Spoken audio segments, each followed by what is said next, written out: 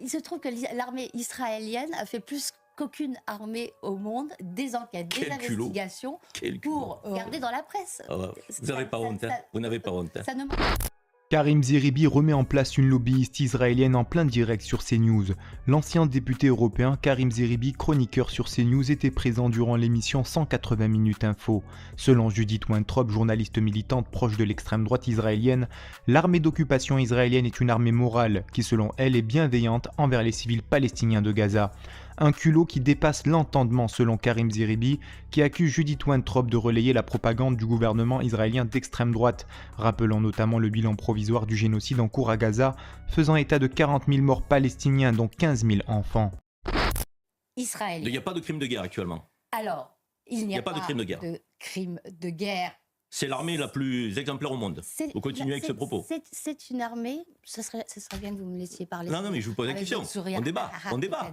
On débat. Soyez un peu poli, soyez respectueux du débat. Je veux dire, moi, je ne parle pas de votre physique. Non, je ne parle pas de votre physique, je parle de vos mimiques. Excusez-moi, mimique, je suis ce que je suis, vous êtes ce que vous êtes. C'est ça, c'est Donc, tout à fait différent. à se refaire. Il faut se respecter. Il se trouve que l'armée israélienne a fait plus qu'aucune armée au monde des enquêtes, des investigations pour repérer, sanctionner et punir les auteurs. Quel culot.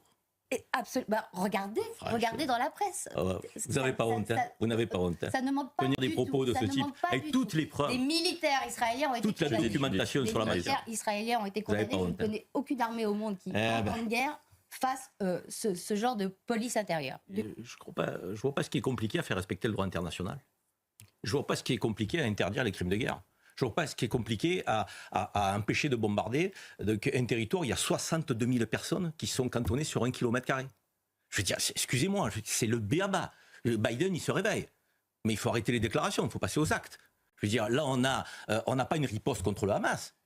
On a une éradication de peuple. Je veux dire, c'est complètement différent. C'est une idéologie, le Hamas. Là, c'est pas parce qu'on va tuer 1 ou 2 personnes et à côté, on va en tuer 50 000 qu'on va résoudre la question du Hamas. Donc, on est en train de se raconter des histoires avec un bafouement total des droits humains les plus élémentaires, donc des femmes, des enfants, donc du droit international. Donc, on se permet tout, là. Donc, Biden, qu'est-ce qu'il fait? Je veux dire, c'est une déclaration, mais qui n'est jamais suivie d'intention, en réalité. Vous parliez de l'Europe. Vous parlez d'une Europe, on parle d'une belle civilisation, hein. On la porte cette civilisation, le respect des droits humains, le respect... Qu'est-ce qui se passe là? On fait quoi? On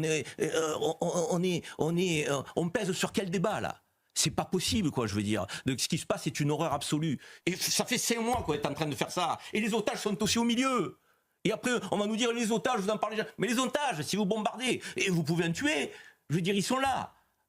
Donc non, il faut pousser ce gouvernement d'extrême droite messianique qui n'est pas partagé par tous les Israéliens. Que les choses soient claires. Il y a des Israéliens qui prennent une autre option, qui est une option aujourd'hui de cesser le feu, libération totale des otages. C'est ça le drame de ce qui se passe dans cette partie du monde. C'est le drame, c'est qu'on a deux camps en puissance qui ne veulent pas la paix. La réalité, elle est là. Ils ne veulent pas la paix. Et vous, que pensez-vous de l'intervention de Karim Zeribi face à la journaliste militante israélienne Judith Weintraub? Donnez-nous votre avis en commentaire. En attendant, rejoignez-nous, soutenez l'information Break News.